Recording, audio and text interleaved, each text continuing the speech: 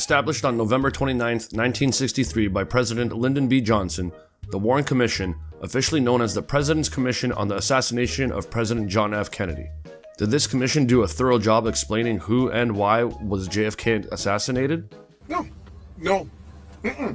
Mm-mm. No. No. No. No. No. No. Hell no. No. Well, let's take a look at who were some of the top dogs on this commission. Yes, Allen Dulles and John McCloy, both members of the Council on Foreign Relations at the time. The 9/11 Commission, officially known as the National Commission on the Terrorist Attacks upon the United States, was established on November 27, 2002 to investigate the September 11, 2001 terrorist attacks. Did this commission do a thorough job explaining who and why planes crashed into the Twin Towers? Absolutely not. Well, let's take a look at who headed that commission. Yes. Former New Jersey Governor Thomas H. Keane and former Indiana Representative Lee Hamilton co-chaired the commission, both members of the Council on Foreign Relations. Hold up. Wait a minute. Something ain't right. I know, random meme guy, but it gets better. So let's take a look at the Epstein situation, starting with people apparently on his flight logs. Reid Hoffman, Bill Clinton, Bill Gates, Alan Dershowitz, Larry Summers, all members of the Council on Foreign Relations. That's so crazy to me. Even Canada's current installed Prime Minister, pictured here, member of the Council on Foreign Relations. Why didn't the Biden admin take interest in the Epstein case like the Trump admin is pretending to do in 2025? Well, Joe Biden is a member of the Council on Foreign Relations. So who's really stonewalling the Epstein info from coming out in 2025? Well, remember how a lot of people didn't trust Tulsi Gabbard? She was a Council on Foreign Relations member from 2014 to 2019, leaving because she didn't agree with the worldview of the CFR's members. Alright, let's move on, but this global cult is known for playing a slow, long-term infiltration game, so keep her in mind. What about Pam Bondi?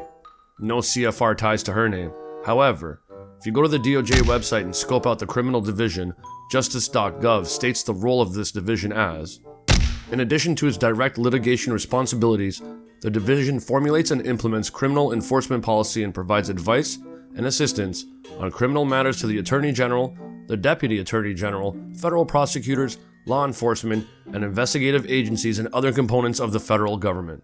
The division also provides leadership and assistance to our federal, state, and local law enforcement counterparts, as well as to our international partners. Anyways, listed as an acting chief counselor for this criminal division of the DOJ, you find a dude by the name of Keith Edelman, who is in fact a member of the Council on Foreign Relations.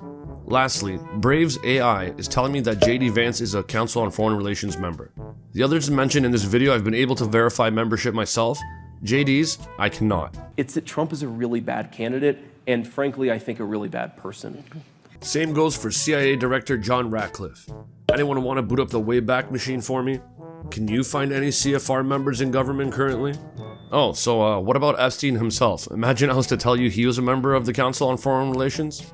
Well, he was. What the fuck? Give me a follow on X. I follow back all accounts that keep it real. Share this video and please consider subscribing to my Rumble or YouTube to check out my other work in this field. If you don't do any of those things, you're pretty much telling me that you worship Satan. Hit the outro. Motherfucker, I'm ill.